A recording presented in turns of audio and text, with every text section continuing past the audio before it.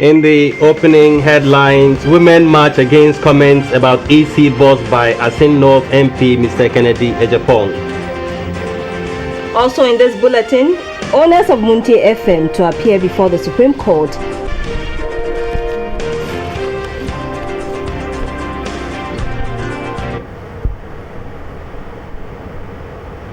Hello, good evening and welcome. Time now for News Hour live on GBC24 and GTV. My name is Akbene Avo Ajaja. And my name is Emmanuel Amagashi. Clement's son will be our signer for this evening. Let's look at the stories now in detail. Hundreds of women from various groups walked through some principal streets in Accra, expressing their displeasure with comments made by their Sing North MP, Mr. Kennedy Ejapong. The women say they are especially unhappy with the unsavory words used to describe the chairperson of the Electoral Commission, Mrs. Charlotte Osei, while addressing supporters of the opposition New Patriotic Party (NPP) at Asokwa in the Ashanti region.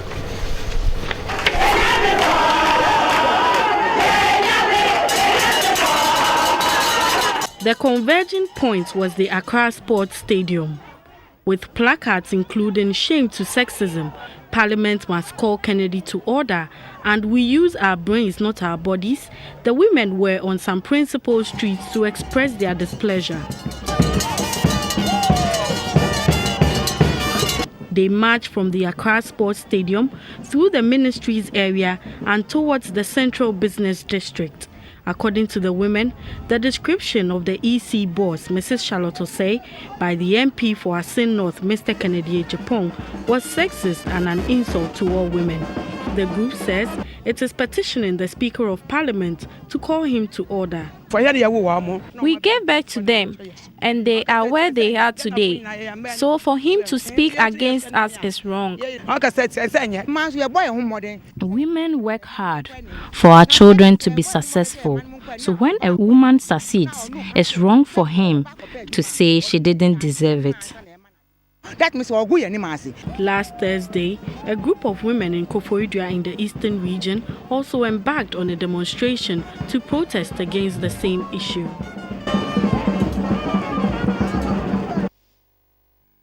Let's move to the courts now. In adjourning the contempt case against him, the Supreme Court has ordered the owners and the board of directors of Network Broadcasting Limited, owners of Munti FM, to appear before it on the 18th of July. This is over the case involving its host and two other panelists. The Supreme Court on Tuesday rejected representatives of the three, demanding that directors make an appearance.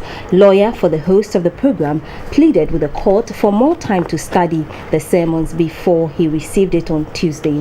Meanwhile, the court denied the Ghana Bar Association's plea to be heard as an amicus curiae in the case, but it failed to file a formal submission for consideration on whether it should be heard in the contempt process.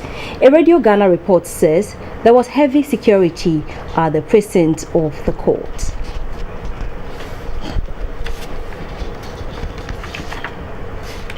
Now, in some campaign news, the presidential candidate of the All People's Congress, APC, Dr. Hassan Ayariga, is on the road with his nationwide campaign dubbed Come On Board tour. The APC flag bearer has an open invitation to all Ghanaians to be involved in its agenda to transform the fortunes of the nation. The All People's Congress APC was founded on 10 February 2016. It received the final certification from the Electoral Commission as a registered political party on 22nd April 2016. The APC has green, white and yellow as its colors and a broom as its symbol. APC, power to the people. APC, Incumbent and Yakoye, and APC, all-inclusive governance, with these as its slogan. The presidential candidate, Dr. Hassan Ayariga, took off on his nationwide Come On Board tour. The starting point was the Dome Kwabenya constituency, where he resides. He called on the chief of Kwabenya at his palace, where scores of people were on hand to cheer the APC leader. Dr. Ayariga introduced the new party and its executives to the chief and his elders and asked for his support and blessing as he begins his nationwide tour. When given the power and the authority to manage the affairs of this country, we will involve every individual that matter in this country without looking at party cards or party colors. That's right. And we think that Ghana can do better than what we are currently doing.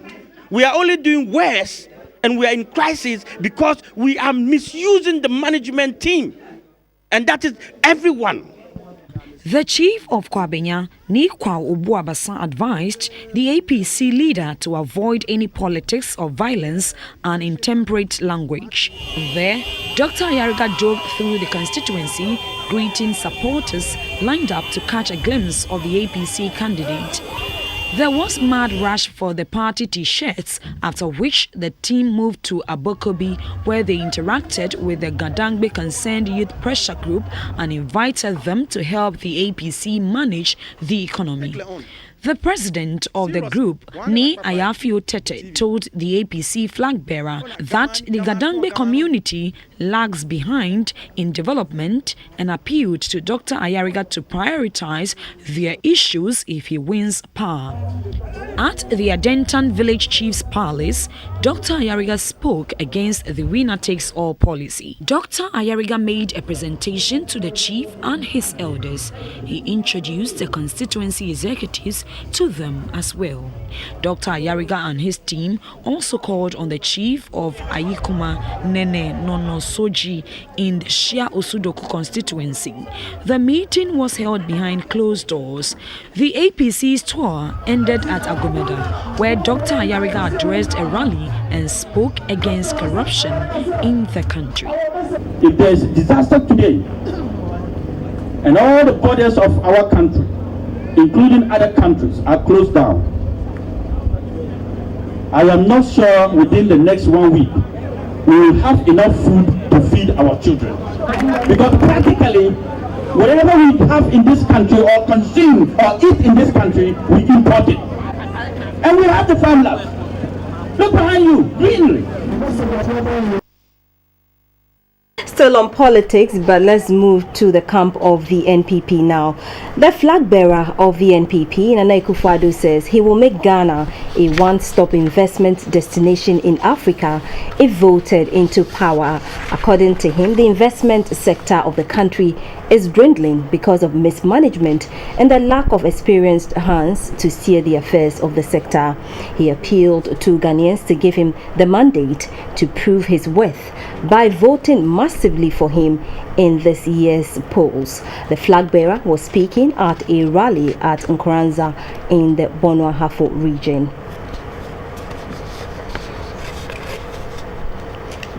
Now, away from politics, in 2015, Ghana became the 11th ECOWAS country to ratify the Arms Trade Treaty, a multilateral agreement to reduce trade in illicit arms and improve regional security and stability. To ensure its successful implementation, the Ghana National Commission on Small Arms and its partners are calling on the media and civil society organizations to increase citizen awareness and encourage state partners and businesses to adhere to the tenets of the Arms Trade Treaty.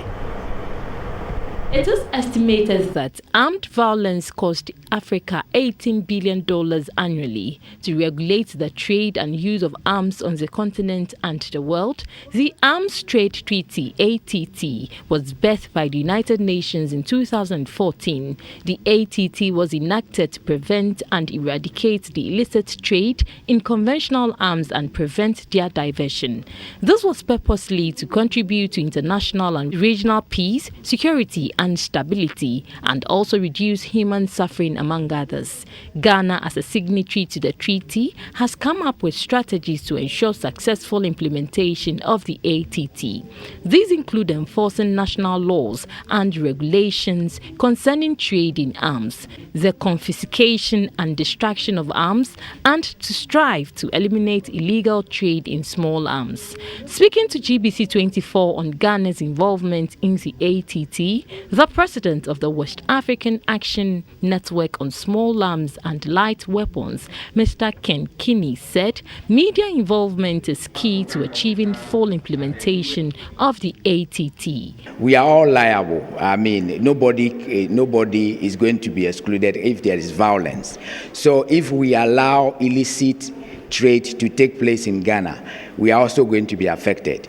So CSOs and the media must forge a very close alliance to be able to create awareness, be a watchdog, and then advocate for resources to be put in place for the implementation of the ATT.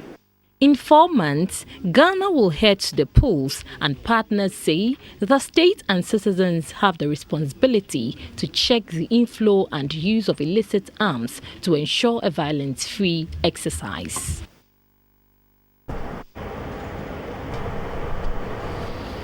Now, gaming regulators in Africa met in Accra and pledged to develop strategies to protect the vulnerable, especially the underaged. Ghana's Minister for the Interior, Mr. Prosper Bani, told the regulators that putting up signposts to ward off kids at gaming centers alone is not enough. In developed countries, gaming and gambling are more of entertainment than business. However, in Africa, most people patronize gaming centers in order to make money. Inasmuch as the gaming industry creates jobs, generates revenue, and also enlarges the entertainment landscape, concerns have been raised about the rate at which minors patronize gaming centers. Other issues such as money laundering and monies raised from these centers to fund terrorism and human trafficking necessitated the Forum of Gaming Regulators in Africa to fashion out ways to effectively control and promote legal and responsible gaming. Like it or not, gaming is now a collective thing. It is the same with fighting money laundering and efforts to keep children from gambling sports. I believe during our deliberations, we will be able to reach consensus on ways to better regulate gaming in Africa. It is an opportunity to pick a leaf from one another and emulate best practice. I'm delighted that tremendous work is being done by the technical committees, focusing on education and training and technology and illegal gambling, research, and of course, relevant ad hoc committees. The Minister for the Interior, Mr. Prosper Bani, urged regulators to help in weeding out the bad nuts in the gaming industry. GRAF must double its efforts to craft policies and effective strategies to enable governments keep underage kids from adult gambling facilities. It is simply not enough for gaming operators to put up signs or notices warning kids not to patronize gaming facilities. Most importantly, the emerging of online and video games in which children are already the main consumers with digital gambling presence are worrisome, slippery slope. Ghana is the first to host the Gaming Regulators Forum in West Africa. The Chief Executive of the Gaming Commission, Mr. Sisi Kwenu, is expected to take up the chairmanship position of Africa Gaming Regulators for the year 2016-2017. The Parliamentary Committee on Food, Agriculture and Cocoa Affairs is urging the House to speed up work on the passage of the Plant Breeders Bill. This follows the ratification of 2 ECOWAS regulations relating to the certification and marketing of plant seeds and fertilizer quality control within West Africa. The committee believes that the Plant Breeders Bill will help develop better varieties of crops for use by Ghanaian farmers. It is estimated that potential demand for seed for 6 crops, namely maize, rice, sorghum, Cowpea, soybean and groundnut increased from 565,000 to 762,676 tons between 2009 to 2012. Actual seed supply during the same period increased from 35,000 to 99,452 tons. To sustain the private sector drive in the seed sector and maintain quality, the experts say it is necessary to have a legal framework to regulate the transboundary trade of seeds and fertilizer among ECOWAS countries. This informed Parliament to adopt the two regulations on harmonization of the rules governing quality control, certification and marketing of plant seeds and seedlings, as well as fertilizer quality control. For Ghana, this would ensure quality standards of seeds and fertilizers and improve trade among ECOWAS members. To derive the necessary benefits from the two regulations, the Plant Breeders Bill must be passed into law to protect the intellectual property rights pertaining to varieties developed in Ghana. Members of the House believe that the Plant Breeders Bill will safeguard the interests of farmers against adulteration and encourage local production of quality seeds. However, the bill, which has been in Ghana's parliament since 2013, has suffered a number of setbacks.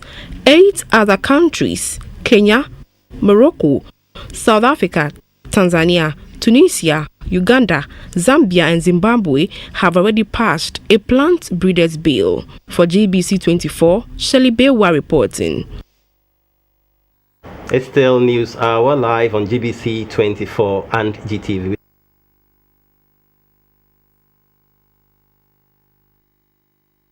Story before business news. The Ghana National Fire Service is intensifying its fire safety campaign, especially at market centers. The Tema Regional Fire Command was at the Tema Central Market to educate traders on the need to adhere to fire safety precautions.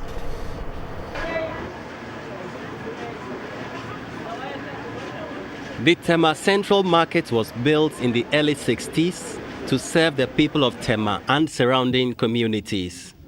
Fire safety facilities like adequate alleys, gangways, fire hydrants, and the segregation of cargoes were provided to ensure total fire prevention. However, most of these facilities have been converted into shops and kitchens. Illegal electric connections, overloading of electrical sockets with electrical appliances, and congestion at the Tema Central Market has been attributed to the numerous fire outbreaks that occur at the market. It is to forestall future disasters that the Ghana National Fire Service embarked on a fire safety campaign to educate the traders on the need to adhere to fire safety precautions at all times. The Regional Commander, Assistant Chief Fire Officer William Yawson, who led the team, reminded the traders of the need to protect their lives and property.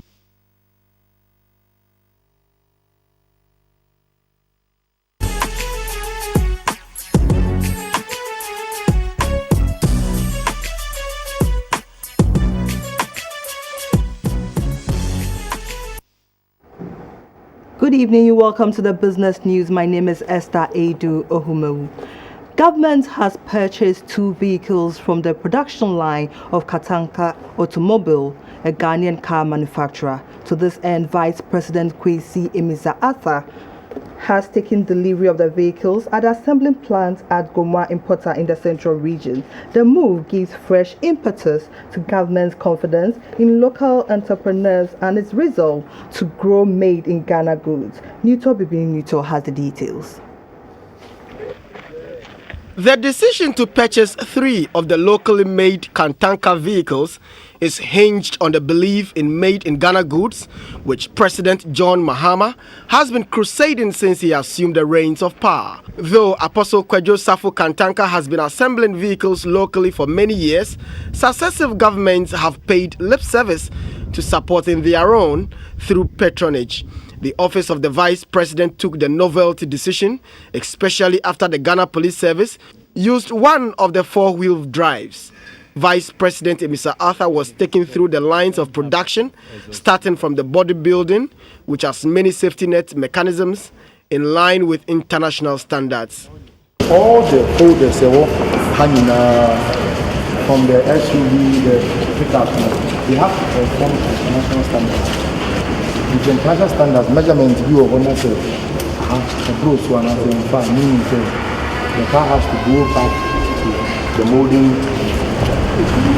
machine for it to be recut again to fit the international standards. This was followed by the spraying and frame molding and fixing line. Vice President asked all the pertinent questions concerning quality assurance of a vehicle before it hits the road. The Chief Executive Officer of Kantanka Automobiles, Kwadwo Safo, assured him of the strict adherence to international best practices with counter-check equipment, which puts their productions in shape for the safety of its users. Later, Mr. Arthur took a test drive of one of the pickups.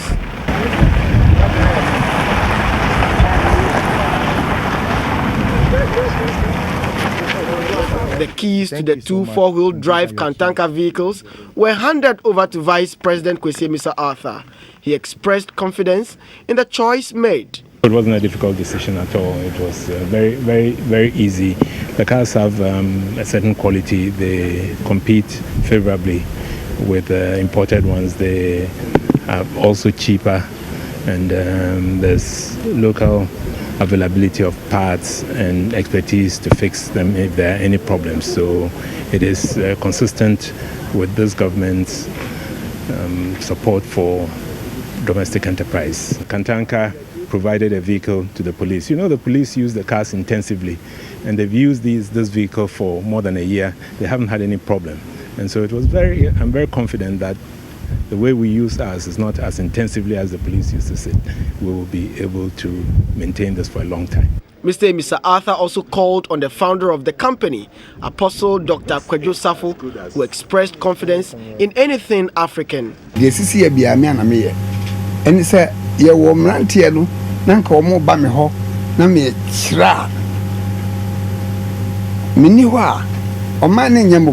These two vehicles went through procurement processes and will be used by the Office of the Vice President, while the manufacturer produces a third one for government. GBC24, Gomwampota.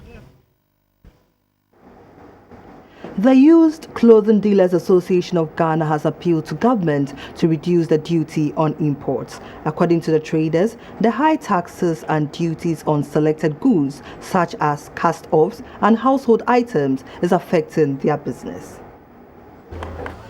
Kantamanto Market is home to more than 30,000 traders who mostly sell used clothing.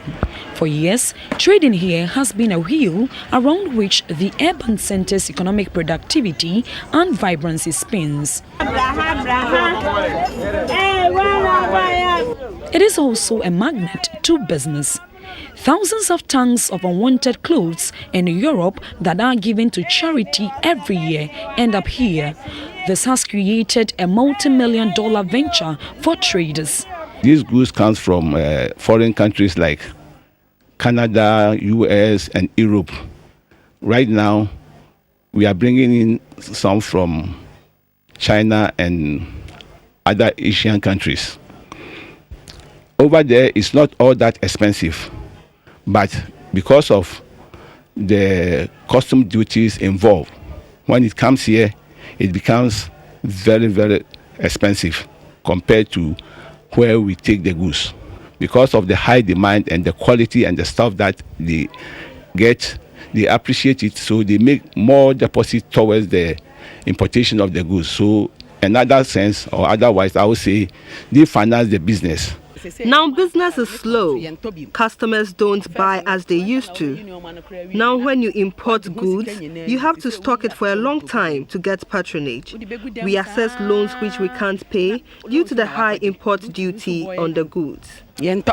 Even though there has been persistent calls to ban the importation of the goods due to its negative impact on the local industry, this market, filled with informal traders, holds significant economic importance and potential for the traders whose livelihood are dependent on this. yɛwɔ deɛ ɔɔto yɛwɔ deɛ ɔbɛyi mmienu de akɔgyina kaa kwan ho nti ne nyinaa ma employment no so no ɛfiri aban no so. There is division of labor in this business. This creates a chain of employment for several individuals, reducing the unemployment load on the government.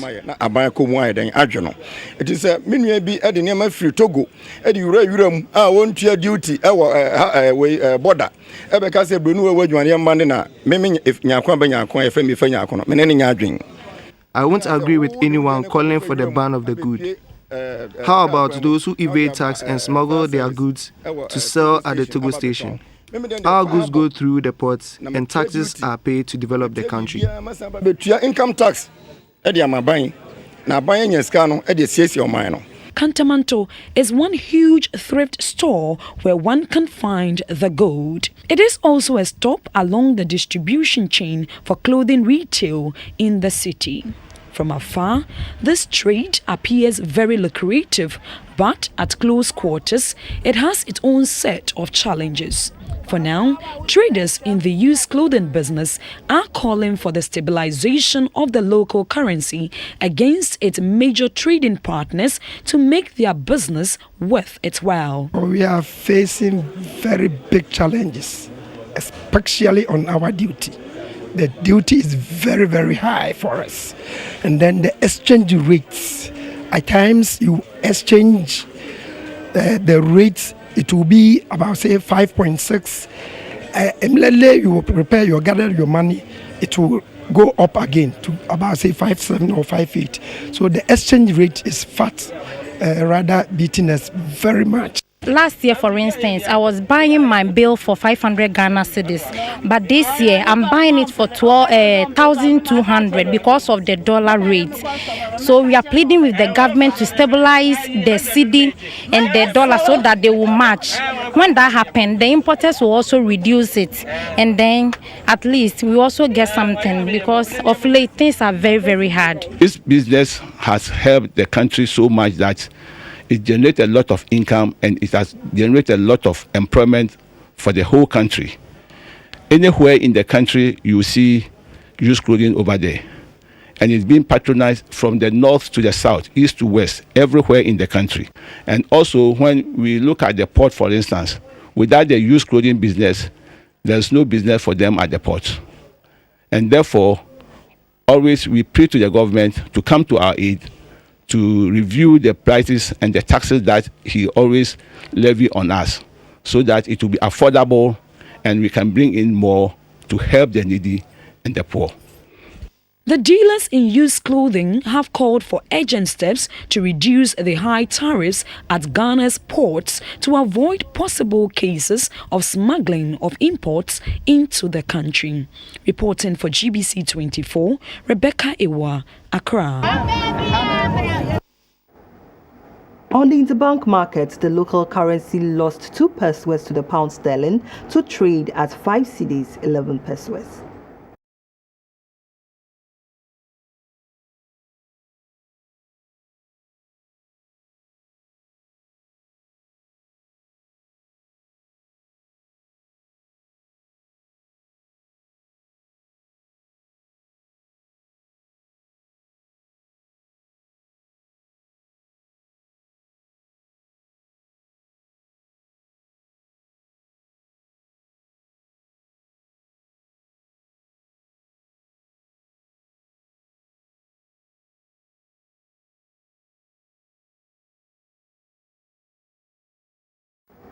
Gold, cocoa and light crude experienced an increase on the international commodity market.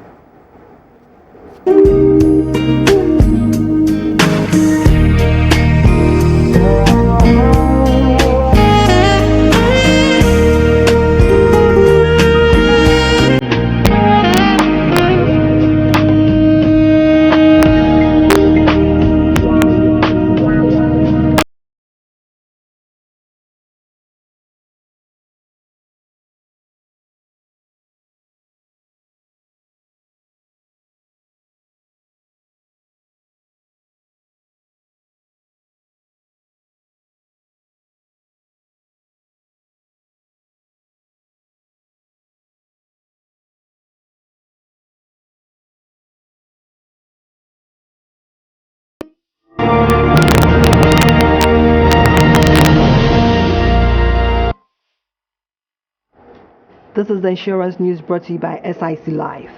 Enterprise Group has declared a dividend of 0.05 pesos per share and a total payment of 6.7 million Ghana cedis.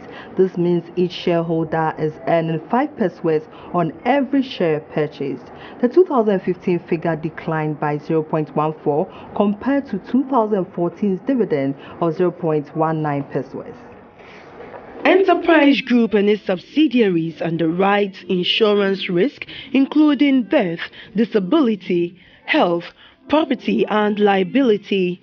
The group also operates a pension fund, real estate, and funeral policy. Since it came into being, the group has introduced innovative products to bridge the insurance gap in the country.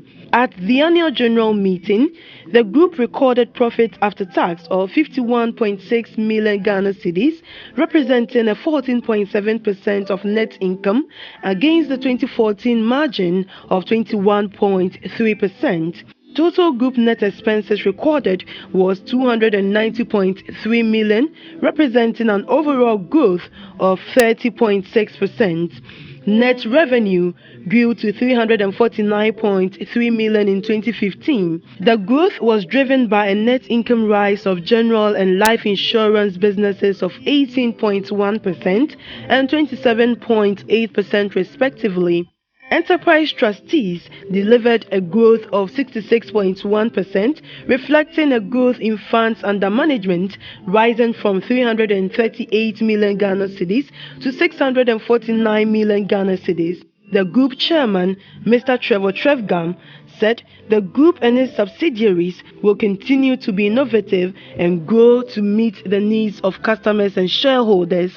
The Ghana Stock Exchange performance in 2014 was rather subdued, registering an overall nominal growth of 5.4%. We are satisfied with the performance of the business. Although managing the adverse impact of the current economic environment will continue to be a key feature in managing the business going forward. The group chief executive, Mr. Kelly Gajekpo, said the company will strive to retain confidence and take advantage of opportunities that abound in the industry. Been around for over 95 years, and so we're not new to the 4-year cycle where the election comes and then the economic environment becomes a bit more challenging. We've put in place the necessary measures, and as usual we'll say through. You just heard us declare dividend, and we expect to continue the same. We're on track. Moving forward, the company plans to remain relevant and appropriate to the evolving and uncertain environment. They say plans will be adopted and prioritized to meet the changes in the economy as they strive to offer products and services to keep up with customer needs. Beatrice Senaju, GBC24, Accra.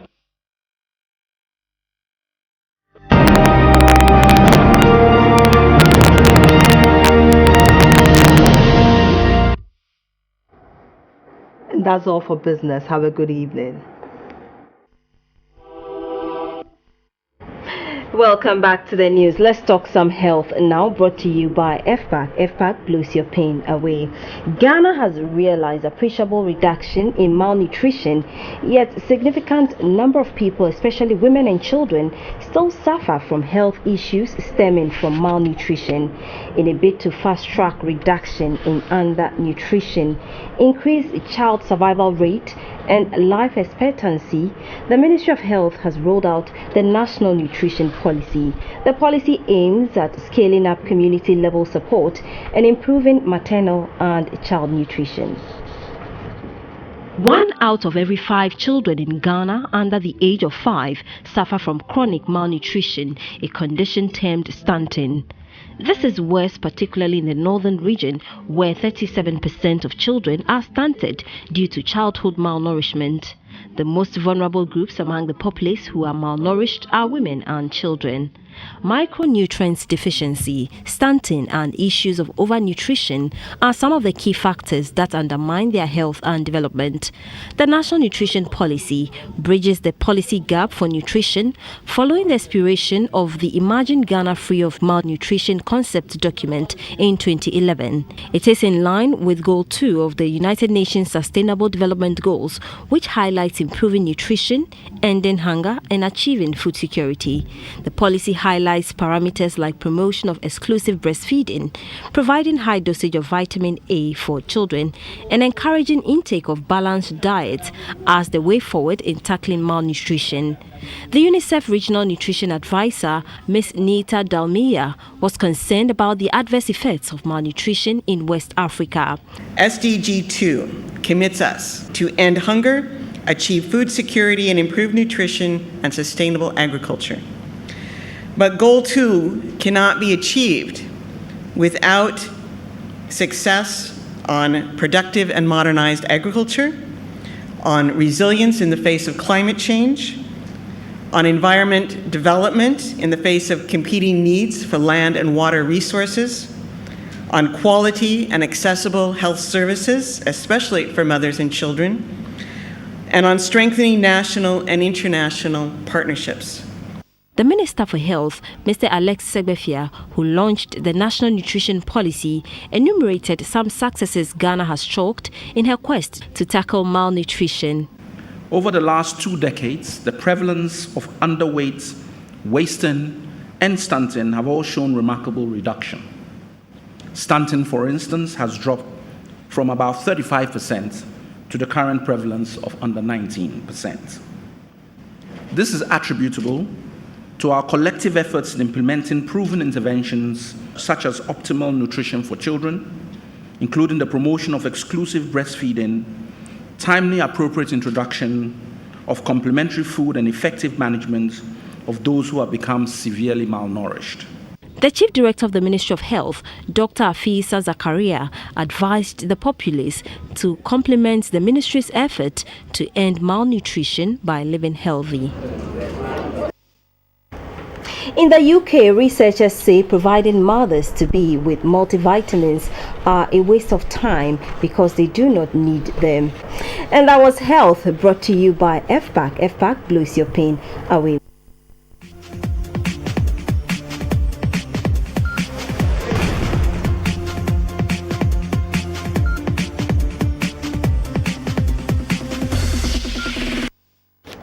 Good evening, hello there. My name is Rebecca Iwa, and for tonight's edition of Sports, the first Greater Accra Taekwondo Children's Open Championships has taken place in Accra. The event was organized to promote discipline and teamwork.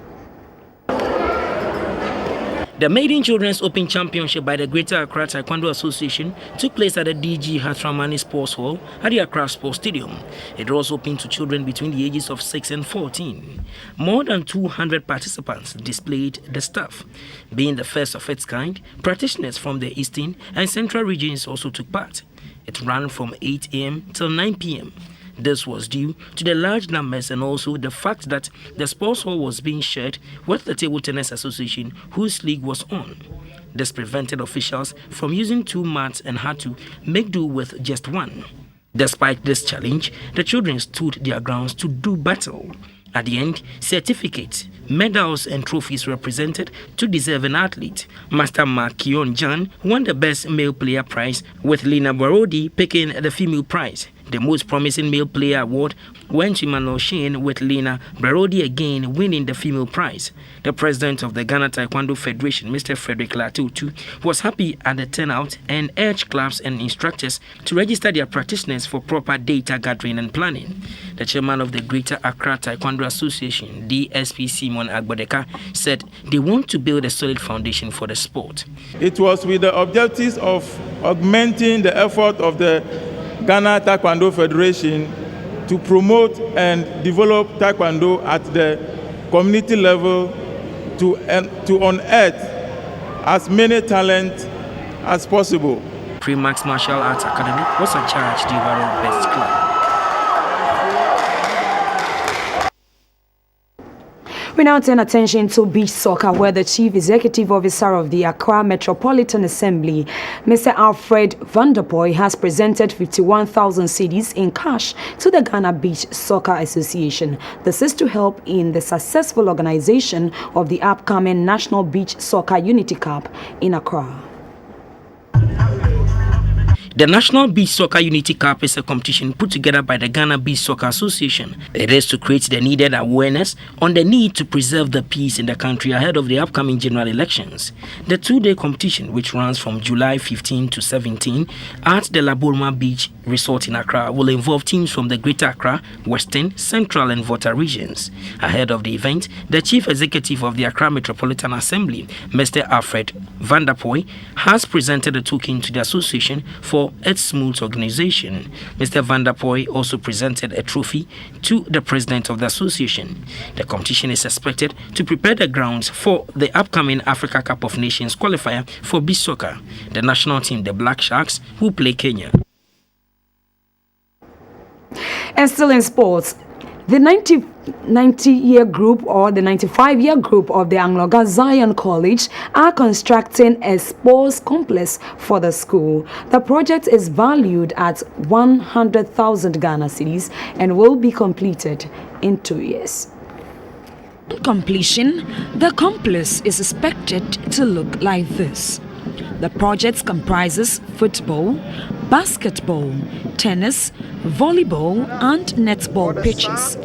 This is in fulfillment of a promise made by the old boys and girls during the commemoration of the 20th anniversary of the school.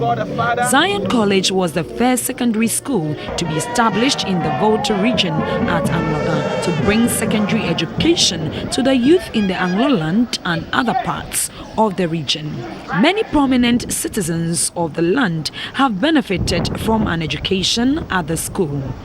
The 95-year group, in a bid to re-establish the school as the premier secondary school in the region in terms of infrastructural development, decided to fund the project. The secretary of the 95-year group, Daniel Agbazudo, called on all old students of Zico to join hands to ensure that the project is successfully executed. The benefits to be derived from this complex is enormous, and I urge the 95-year group, who are the originators of this idea, to do everything in their power to ensure that we are invited back here in 2 years for the commissioning ceremony. A member of the 95-year group, Leonard Dogbache, also appealed to past students to support the project. Let us all join hands and put our hands on deck for the development of this school. I believe these sporting activities or equipment or facilities that we are cutting short for today will go a long way in improving both academic and sporting activities in the school. The assistant headmaster of Zico, Mr. Awume, was grateful. He appealed to all students to come back to help their alma mater. It is still the sports segment live on your news channel GBC24, and now to athletics.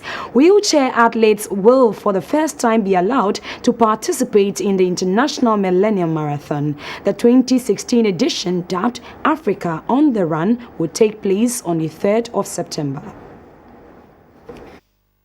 On the 3rd of September, Accra is expected to come alive when athletes from all over the world converge to compete for honors in the annual International Millennium Marathon. The 21-kilometer race will for the first time have both regular athletes and para-athletes battling for the honors at stake. At a media interaction, the Deputy Minister for Youth and Sports, Vincent Opon Samoa, described the decision as welcoming. So far as I'm concerned, we shouldn't discriminate against anybody. So if there's a segment of the population that's being left behind, I will urge our brothers and sisters from the media to let's bring them up. The Director General of the National Sports Authority, Mr. Joe Penge, a director at NIB Bank, and an official from the National Paralympic Committee expressed delight at the opportunity given to the para-athletes. A member of the national wheelchair team, McLean Achujijonu, was happy at the opportunity given them. On behalf of the club, We are very, very grateful to the management and organizers of the Millennium Marathon for including wheelchair division in the 2016 Millennium Marathon.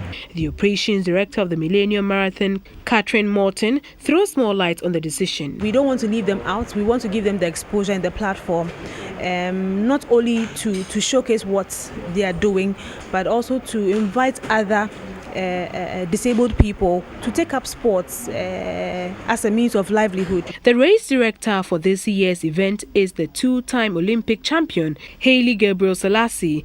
At stake for the winners in both the female and male event are brand new Peugeot cars and cash prizes.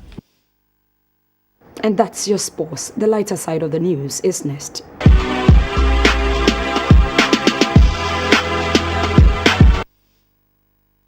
At the Northern Outreach Ministry of the Presbyterian Church marked its 25th anniversary with a Peace Durbar in Accra. Here are highlights of the cultural displays at the Durbar. Guruni number 1 opened the show.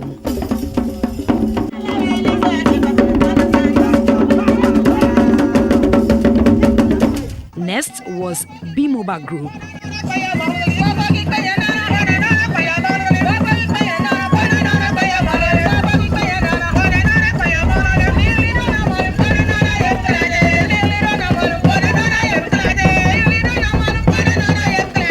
Konkomba Group displayed another dance that moved the audience.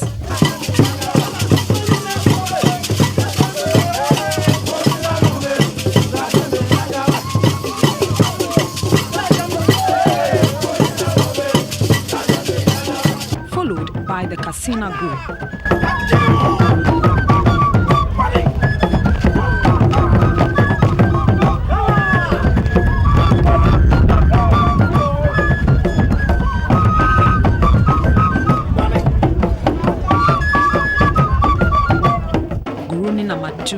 Ended it with a spectacular performance.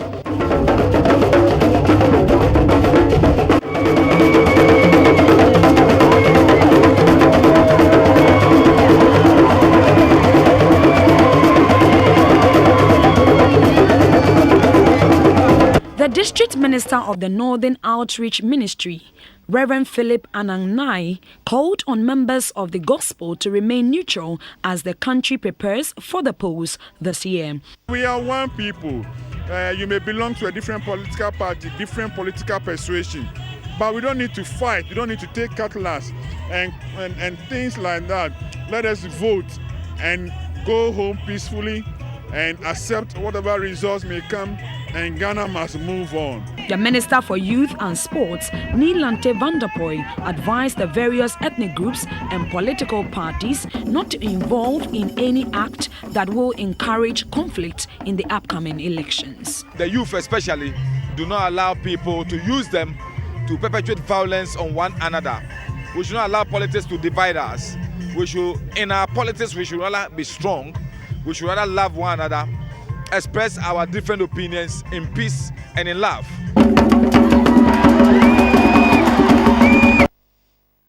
For the people of Adaklu in the Volta region, tourism is priority on their development agenda.